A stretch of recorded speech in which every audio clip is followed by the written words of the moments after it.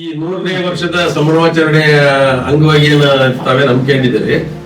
ಈ ನೇಕಾರ ಸಮಾಜದ ಅಥವಾ ಪದ್ಮಶಾಲಿ ಸಮಾಜದ ಪರವಾಗಿ ನಾವೆಲ್ಲರೂ ಜೊತೆಗಿರ್ತೀವಿ.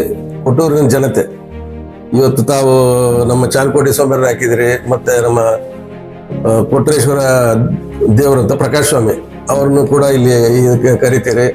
ಎಲ್ಲರೂ ಸೇರಿ ಕೊಟ್ಟೂರಿನ ಹಬ್ಬ ಅನ್ನೋ ರೀತಿಯಲ್ಲಿ ಈ ಮಾರ್ಕಂಡೇಶ್ವರ ಸ್ವಾಮಿಯ 100ನೇ ವರ್ಷದ ಇದನ್ನ ನಮ್ಮ ಶಾಸಕರ ಸಹಯೋಗದೊಂದಿಗೆ ನಡೆಸೋಣ.